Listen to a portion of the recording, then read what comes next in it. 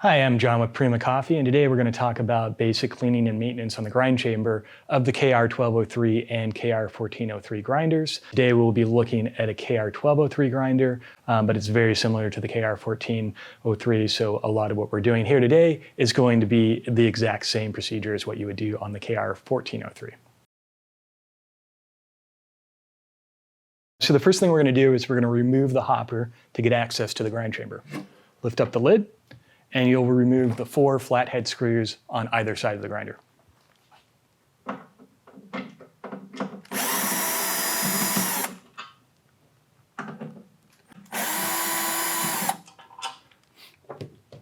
Okay, the screws out, we just lift up, and the hopper and the hopper top come completely out.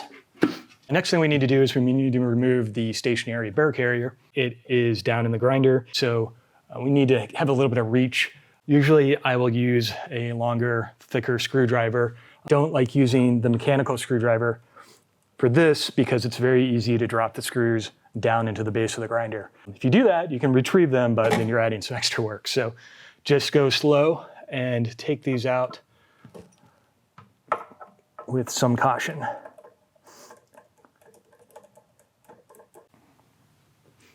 Okay, once we get those screws out, then we can lift the stationary carrier out. And we see our stationary Burr. We go ahead and brush that off and clean it. One thing I like to inspect is there's an O-ring right here, which basically makes a seal between the hopper and the grind chamber. If this is getting old or worn out, you can go ahead and replace that as well. Once we have the stationary carrier removed, we're going to go ahead and go inside and clean the grind chamber and the rotational carrier and Burr. And it's set into the grinder, so to give you a better idea of what that looks like, we're going to move over here and talk about it in front of this motor that's been removed from another grinder. I'm going to just simply brush out my coffee grounds. And when it's in there, I would take a vacuum, suck up any residual grounds.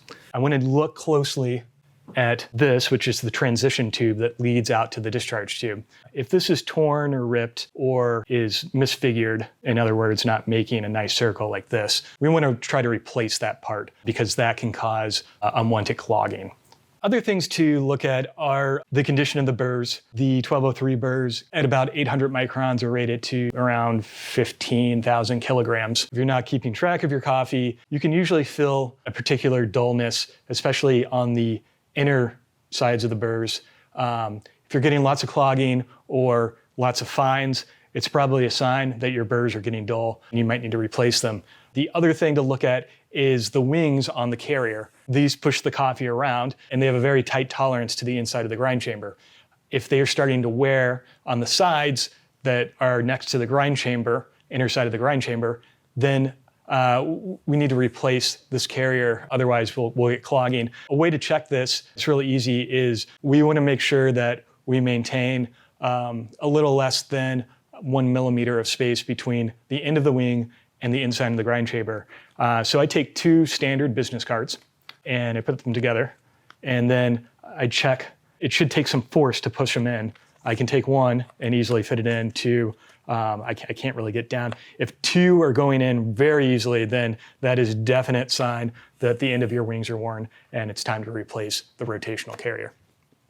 So when we've cleaned this out and we've inspected everything, we'll go ahead and put it back together and get our grinder ready for operation. One thing I do like to check while we're doing cleaning and standard basic maintenance is to see that our grind calibration is set correctly so that our finest point is the finest point before the burrs touch. In order to do that, we're going to remove the knob and we're going to chirp the burrs to find the 0 point and back it off and put the knob back on at its finest point.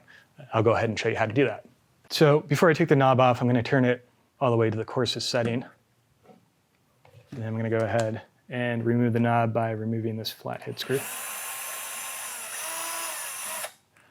So we'll remove the cap and the cap spring, and then I can just take the knob off. Okay. Now I'm going to turn it back until it turns no more.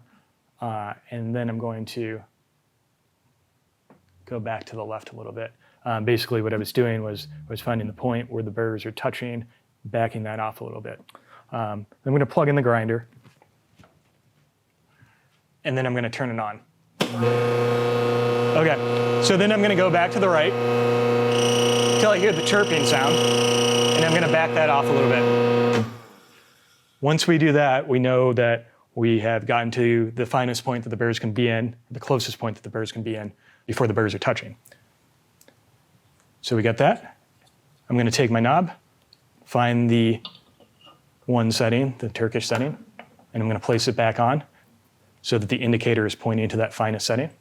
And then I'm just going to put my spring on and grab my cap and screw it back in.